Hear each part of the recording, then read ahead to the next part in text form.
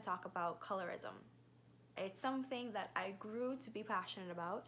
I want to talk about my personal experiences with colorism, things I've observed my whole life, and then I want to have a takeaway afterwards so that we could continue to break what is, in my opinion, very real, very powerful, very influential, yet very ridiculous barriers that something as your skin tone can cause you to be treated better or less than you deserve. Let's start with my experiences. Okay, my earliest memory of ever being conscious about my skin was when I was a little girl. Okay, first I have to give a little bit of background about me so that you guys have better context to understand my story. So my mom, she was born and raised in the Bahamas, but her mom is Mexican, her dad is also Bahamian but of Lebanese descent, and then my dad is Bahamian. So because of that racial diversity, all of my family will naturally look different. So I have cousins who look white, cousins who look black, cousins who are completely Spanish, and they're all equally my cousins, but they all equally look very different from me. So back to the story. When I was a little girl, my aunt took me away for a vacation to visit our family in the States, and that would be my Bahamian American family, but on the Lebanese side, so all of them look white.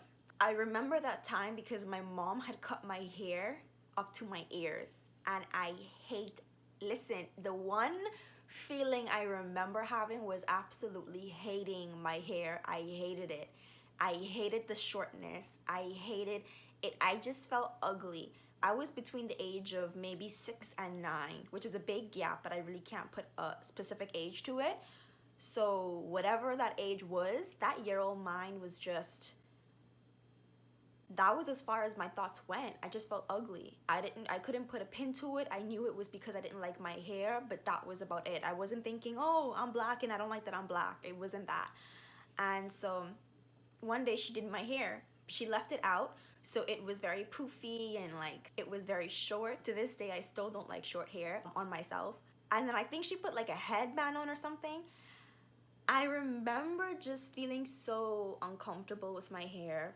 We went to this like barbecue hangout with my family, and I remember jumping on the trampolines and playing with my cousins and wishing that I looked like them.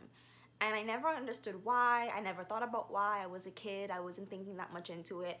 But that was just my emotion. That was just my experience. Like as I'm speaking to you, I could see them jumping on the trampoline in my mind. And I remember looking at their hair and just saying, wow, I wish I had your hair. Wow, I wish I looked like you. And me at that time, who knew nothing about colorism, nothing about black, white, nothing, at a young age, somehow that insecurity about my blackness was evident in my experience.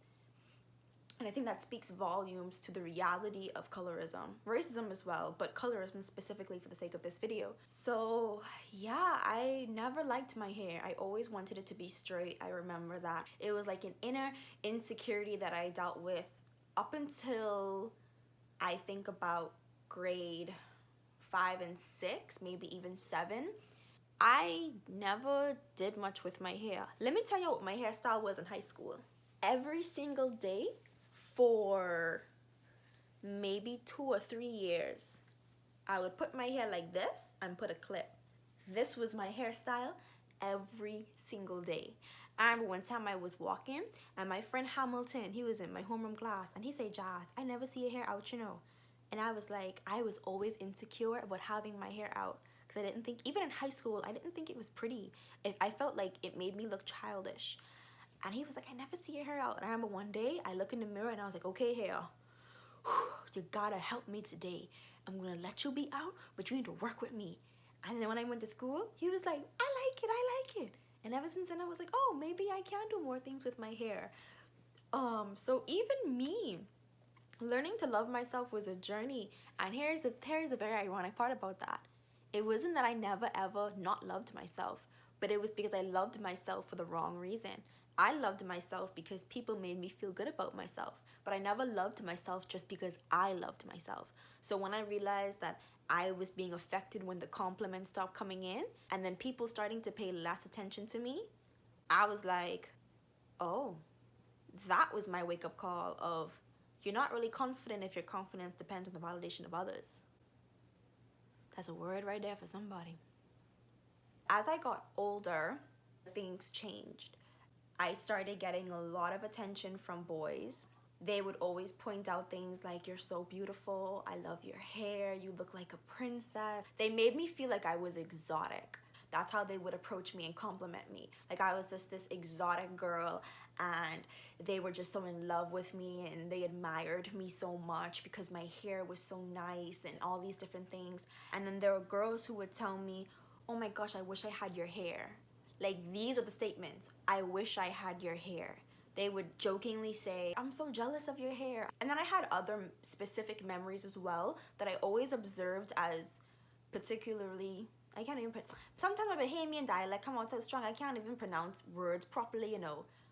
Particularly. Y'all know what I'm trying to say, right? All right. So whatever that word is, it was strange to me. And this is one of them. Growing up, my dad is very black.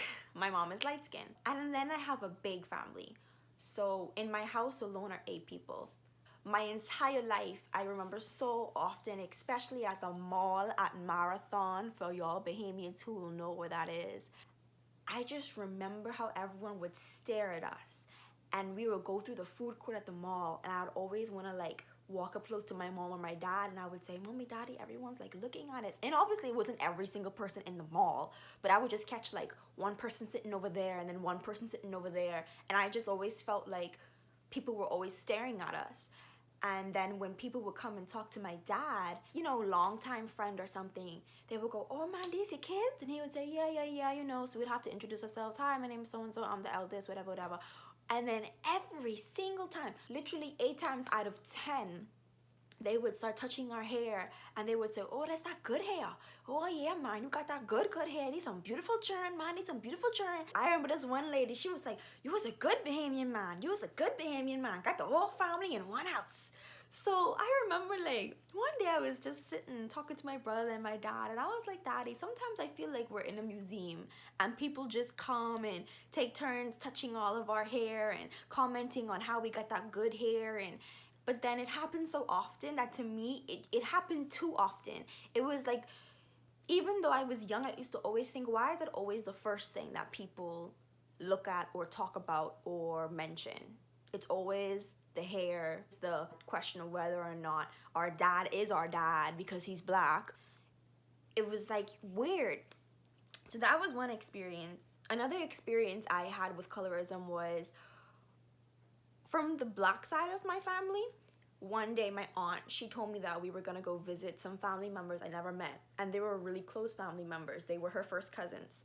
So I'm like, okay, cool, let's go. It's so-and-so's birthday party, so we're gonna go and have dinner with them. I remember when we walked in this house and everyone went straight to my aunt. Her name is Amparo. I was standing next to her and they were like, oh, Amparo, you reach. And then they looked at me and the lady literally said, oh, that's little Franny. And Amparo was like, no, this Jazz, this your cousin. And then they would go, oh, okay, nice, yeah, nice to meet you. And then this one guy, he came behind me and he was like, oh my gosh, can I take a picture with y'all? Meaning me and my aunt. He said, because my friends aren't gonna believe that you're my cousin. And I was like, I remember feeling weird about it.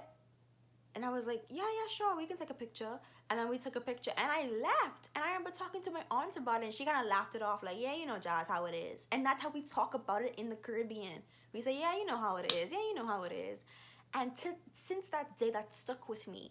That someone who was literally my blood got so excited about me being light-skinned with curly hair to say, I need to take a picture because no one's gonna believe that you're my cousin.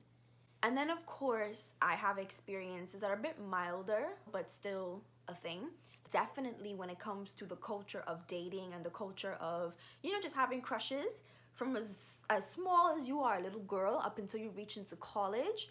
It exists, this preferential treatment for light-skinned girls. And I do see that it's been dimmed down the past couple years, but I remember that when I was in school, it was so strong. Whenever a guy would approach me, and I just mean like some random dude at Wendy's or when I went to the food store or something, immediately I got the sense of, you're only approaching me because I'm a light skin. How do I even say this?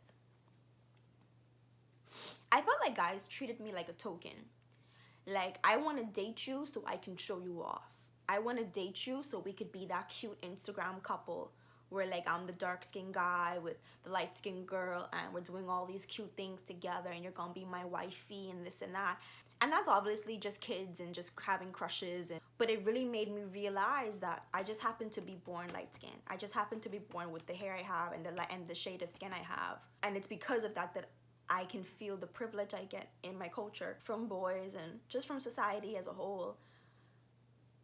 But if I didn't, would people still validate me? If I didn't, would people still think I was beautiful? If I didn't, would people still treat me like how they treat me? And I think it was realizing that likely the answer was no, that it made me feel like the privilege I had was just worthless. Like, oh, okay, so it really is just about how I look then. But something that I actually want to talk about now is a confession that I have. And I think this is the most important part of this video. One day, I was scrolling through Facebook. It was around that time when there was a social media movement to speak out against discrimination in the workplace when it comes to curly hair. And I remember like scrolling through this one picture and there was like this dark-skinned girl and her hair was a lot kinkier than mine. I remember looking at that picture and I asked myself, if I looked like her, if I had her hair, and if I had her skin tone, would I so easily still be able to say that I see myself as beautiful? Would I still so easily be confident in myself? And the answer was no.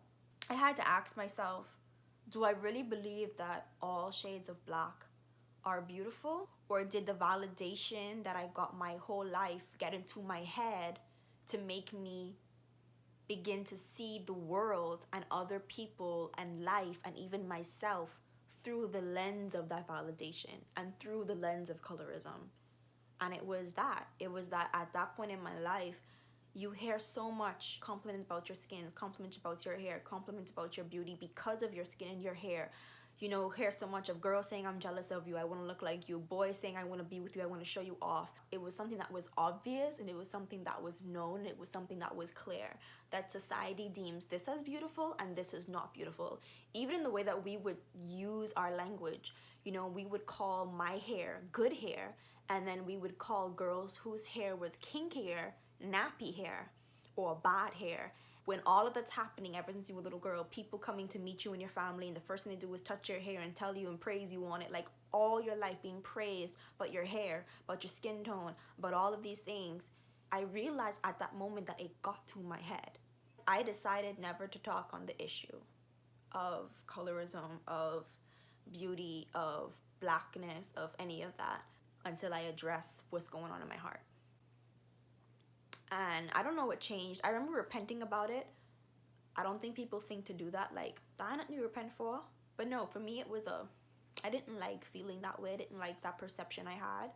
It's like we internalize these prejudices, and that was becoming to be a problem for me. The reason why I make that confession is because I think sometimes we don't want to acknowledge that we're a part of the problem.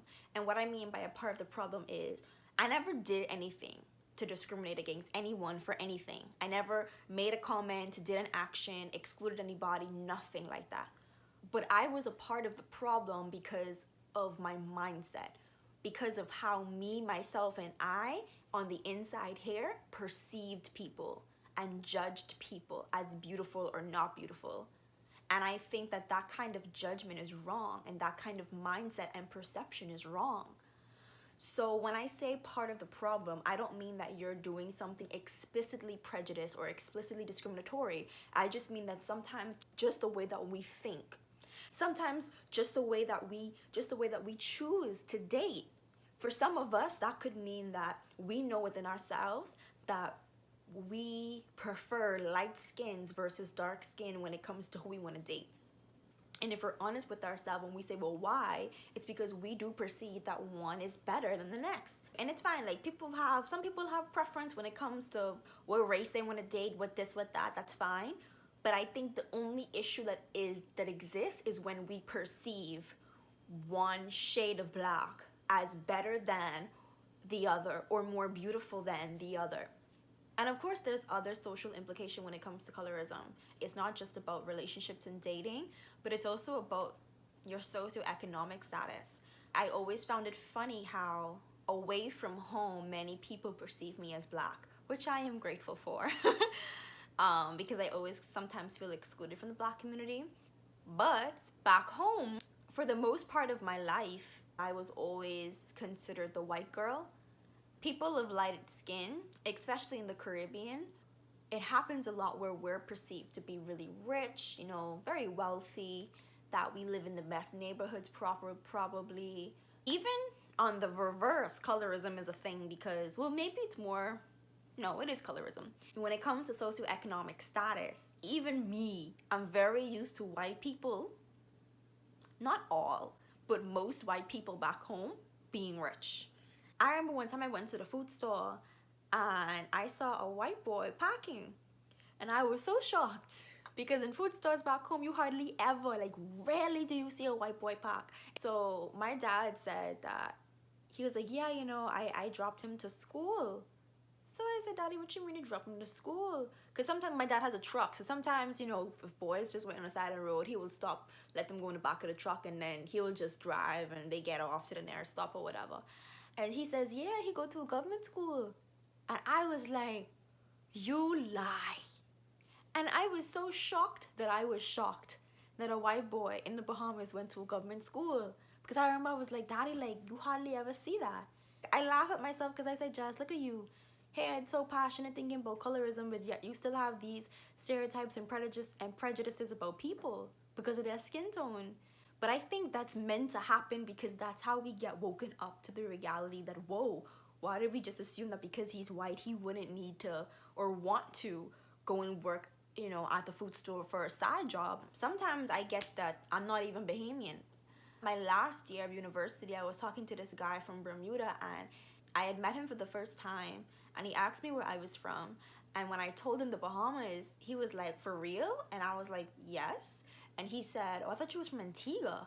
And I was like, why? And so he was like, because you don't look like the other Bahamian girls. And then I was like, well, what do you mean? And he said, no, that's a good thing. And then I think he said, you know, because you're pretty. And I was like, because I'm pretty, I don't look Bahamian? In the words of my mother, that was the stupidest thing I've ever heard in my life. And one time, me and my dark-skinned best friend, Wilnie, y'all know her, we went to Junkanoo together. Well, Junkanoo Carnival. And we there, you know, having a good time. And then these Bahamian boys come over and they thought it was tourists. So they started talking in this American accent. And we're like, we're Bahamian. And for 5 minutes, the dude kept saying, no, man, you lying. I had to start calling schools and street names and areas in Nassau to prove to him that I was a Bahamian. When it comes to colorism, it is true that light-skinned people get preferential treatment in a lot of different areas of life.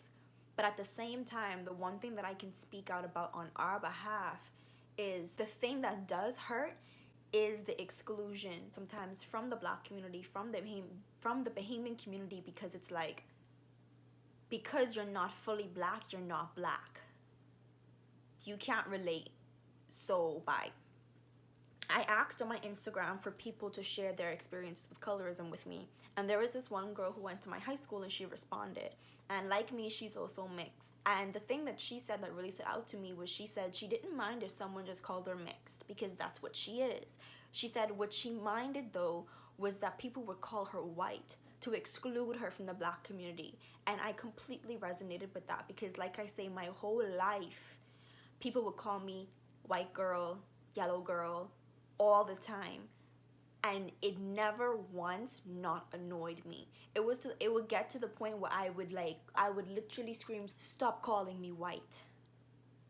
And I remember one time, like, I was telling this girl I was gonna braid my hair, and I remember she looked at me like this. She was like, really? And I was like, yeah. And she was like, you did that before? And I was like, I have. But I remember feeling like, what, am I not supposed to braid my hair? Like, am I appropriating black culture by braiding my hair? I was like, but I'm black though. So, yeah. Another one of my friends, she's a dark-skinned girl and both of her parents are dark-skinned, but her hair is similar to mine. And she told me that her experience with colorism was that all of her life, people never believed that both of her parents were black, like dark-skinned black people, and it was because of her hair. I want to ask every light-skinned person watching this video, are you confident in yourself because you found that confidence within yourself? Or are you confident in yourself, particularly in the area of your beauty, your hair, your skin, your lips, your eyes, your nose, your skin tone? Is the source of your confidence the validation of other people that you've gotten probably your whole life maybe? Or is it that you decided within yourself, it don't matter who compliment me or not, I know I'm beautiful? And let me tell you how you can know that, because this is how I realized I had to ask the question to myself. You know if you only confident when other people are validating you, when you no longer start to feel beautiful, when the people who used to give you the most compliments stop doing it. It would happen.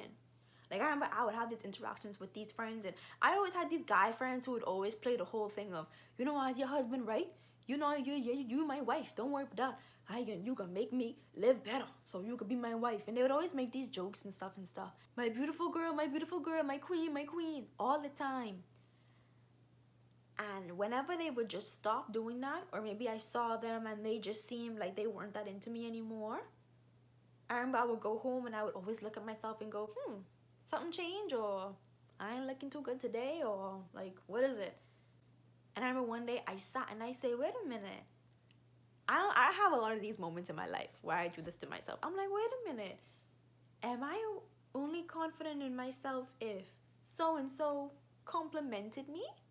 And I was like, okay, I need to put other people compliments and the lack thereof to the side and look and see if I believe I'm beautiful. Because I ain't gonna lie to y'all, sometimes I don't. If y'all see my last thing up, let me see something.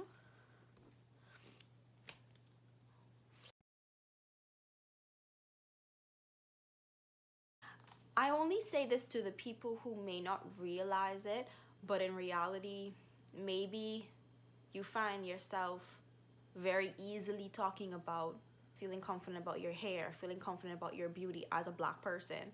I think sometimes we can do that a little bit easier because we've been validated our whole life because of our hair, because of our skin. But for many of our dark-skinned sisters, maybe it wasn't the same.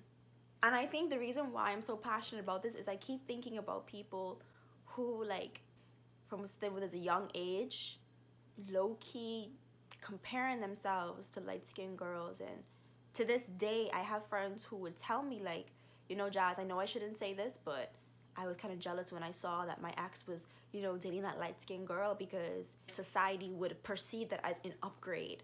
Simply because don't know the girl name, don't know her character, her personality, nothing. But simply because someone is light-skinned, society, many people in society, even if they don't think they're doing it, subconsciously we perceive it as an upgrade. For what?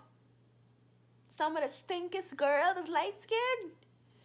And that again is a stereotype. I should not have even said that, because let me tell you, you know how many times I would meet like somebody and become friends with them? This happened to me 4 times I could count in the past 5 years. We would just be talking, right? And they would go, Jazz, I have to tell you something. And I say, what? And they say, honestly, before I actually met you and got to know you, I low-key thought you were like arrogant and stuck up. And I burst out laughing. I said, well, why did you think that? And they was like, you just had that look. And I was like, what look? And they would always go like, you know, the hair and the this and the that. And I was like, me stuck up?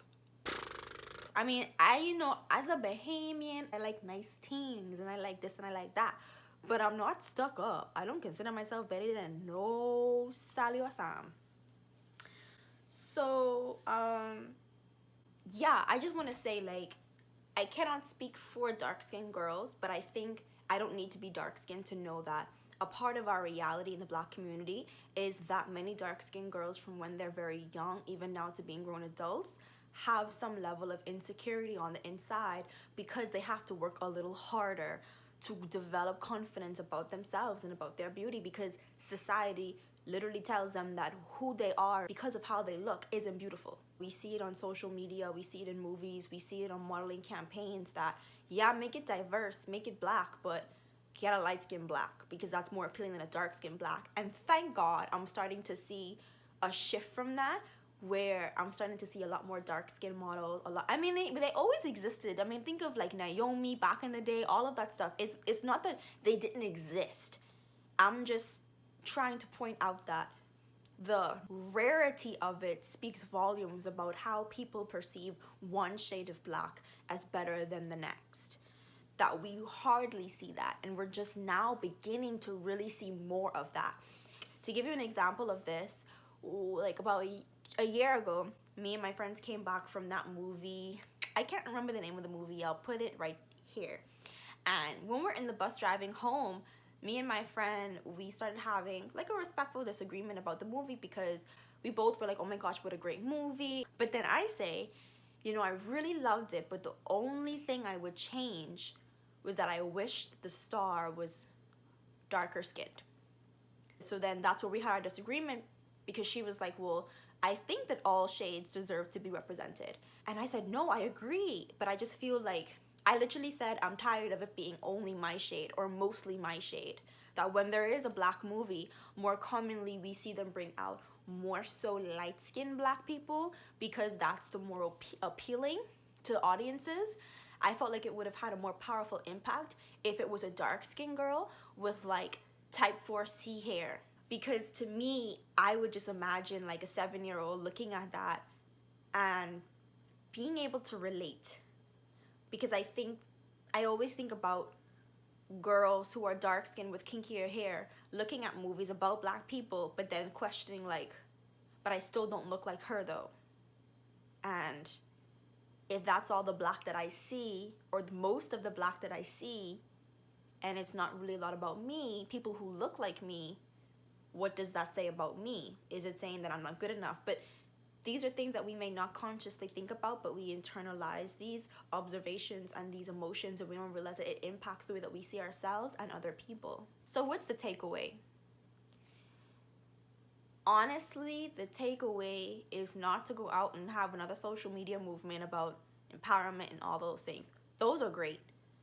But I just want everyone who watches this video, and even myself, to get honest with ourselves and ask ourselves some pretty straightforward questions so we know where we stand when it comes to celebrating all shades of Black, all hair types, all skin tones, all body sizes. This issue isn't even more political to me as it is cultural. I mean, obviously it's political, but it's the culture that I really want to address. It's the individual that I really want to address. It's, do you perceive yourself as beautiful? And if so, why? Is it because of other people's validation of you? Or is it because you truly view yourself as beautiful, even if that validation stops happening? And then also, if you are dark-skinned with kinkier hair, maybe do you feel beautiful? And if you don't, is it because of a concept called colorism that makes you feel that maybe your skin tone is not the right one for the treatment that lighter skin tones are getting? My passion for this is really about just celebrating the beauty of Black people. Out of all of my races that run through my veins, love all of them, but I am particularly, that word, I'm very proud of my Black heritage. It's the strength and it's the resilience of Black people that makes me feel proud. I'm very proud, very, very, very proud. I get very excited to have conversations about just Black culture and, you know, things we like and hairstyles, and it's just this unifying experience that I love. This thing of like, girl, I'm light skinned, you're dark skinned. We both need that kind too. Like, I love that where you can have these whole bunch of different hair products and it works best with her hair, but with her hair that will never work. So you always talk about what's the experience, you know? What hair product I need to get? Things that only Black people would know. And I think in the Black community, let's have a better level of understanding and a better recognition that our Black experiences do differ because of our shade of Black. I was just telling my mom, I said, you know, Mom, even though Black is a part of me, I've never been discriminated against in my life. But so many of my friends who are darker skinned, they can tell me countless stories of prejudice they have faced, some of them outright discrimination, some of them outright racism. So to an extent, I understand why I think some people in the Black community feel a need to exclude lighter skinned people, because they feel as though because you're not fully Black, then I just won't accept you as part of my community because you don't go through what we go through. But one thing that I want to say to that is, the thing about this is that in a sense, the race is very relative based on the context and the environment in which a person is put in. When I'm around Black people, I always feel white. I just do. And it's not because of anything that I'm doing. It's always the perception I have based upon how people treat me and talk to me. And just that vibe you get when you're around, you just feel and know that you're the different one and the only different one.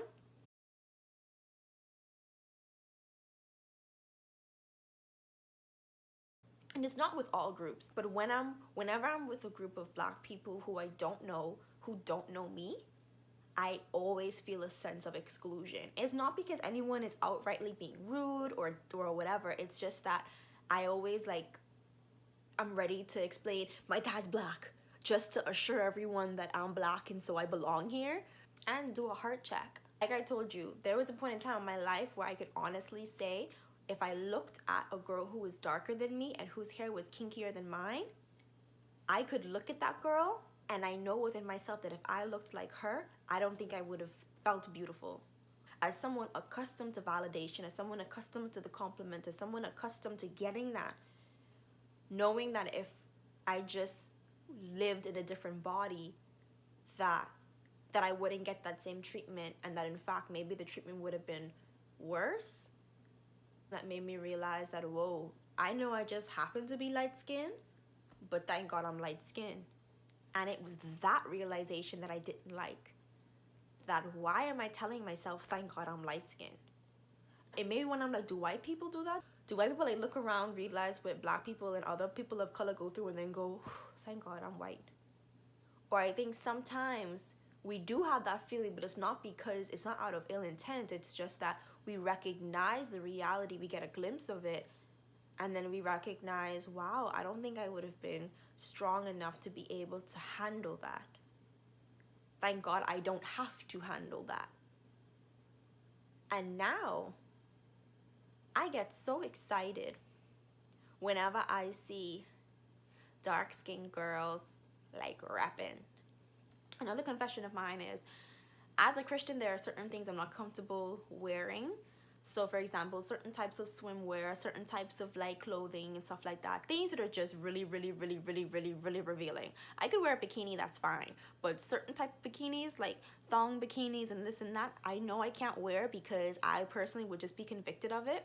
So I was one time like getting jealous over this girl because I was like, oh my gosh, her body's so great, and look, she looks so good in this swimsuit and this and that. She was like another light-skinned girl, and I was sitting there and I was having this thought like, wow, Jared, like, I know if I put on that, I could have rocked that too. I know if I took a picture, I probably could have got 300 likes too.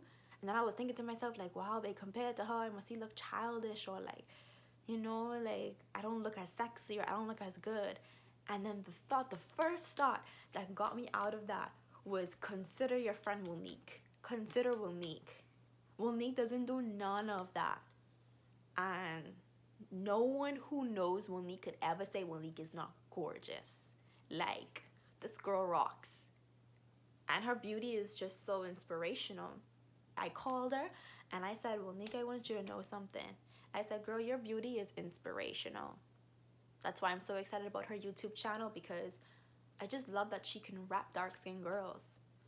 And so I think this video is really just about the final thing that I want to share with you guys is celebrate each other. After you do your heart check, whatever you come to realize to yourself, if you need to work on it, work on it. If you need to repent, repent. But work on it and compliment each other more. You know, try to not distance yourself based off because you have different experiences, but find things that we have in common. I think it's important that even though I benefit from colorism to an extent that I explained, because there's also that exclusion from the Black community that's not great, I think it's important for me to speak out against it, for me to acknowledge it, that it's real, that it exists, and that it's wrong. Even though it's just about beauty, it's not just about beauty. It's about human being self-esteem, a person's self-esteem, a person's confidence, which ties up all of your emotion, you know, your psyche, your happiness, your joy, all of that, which are important things. So I want you guys to know, it sounds cheesy, but it's true, that your shade of black is beautiful. That if you want to go natural, go natural. Girl, if you want to wear a weave, wear a weave. If you want to wear a wig, wear a wig. You want to braid your hair, braid your hair. But there are many people that I know who only do those things because it's their outlet of trying to fit in more into society, because they know that their natural hair wouldn't be loved or accepted or praised. And so it doesn't give them as much confidence as the weave or the wig or the braids do. So to that person who's not excited about or wanting to show off their natural hair because they're ashamed of it, girl, I want to encourage you to show that off like none before. Get you all you need, some good product, and you will be good. And I can't give you no advice because we know in the Black community we have so many different hair textures and types. One Cantu product worked for me, the other one is leave me dry, so you gotta play around with it. But yeah, go natural, girl. And this was not intentional, actually, wearing this black shirt. It was just this, like, the cleanest one I could find. But yeah, I don't care. Just embrace yourself, embrace your beauty. These are issues that drive people to depression, that drive people to the lowest self-esteem, where they literally like have no self-esteem at all, and they live their life that way. These are things that get people, you know what it is, to live your life comparing yourself to somebody solely off of looks. At that point, it ain't even about colorism anymore. It's about life. We do it too often, y'all. To the person who's comparing themselves, stop. Saying someone who has to stop herself from comparing herself to every other person out there. Whoever it is you compare yourself to, let me give you a nugget. That person comparing themselves to someone else. And whoever they comparing themselves to is comparing themselves to someone else. Don't you worry about it. And that was all I had to share with you guys today. I just kind of wanted to talk about it, shed some light on the issue, shed some heart to it from my own personal experience, shed some rawness to it with the confession that I gave, and then share some cheesy but very true encouragement when I talked about celebrating all shades of black. On that note, I'm gonna go take off this makeup and take me a hot shower. I hope you guys have a beautiful, beautiful month. May you be blessed and highly favored. If you don't know Jesus, I strongly recommend him. And I will see you guys in my next video. Bye. That whole video, my back hurt.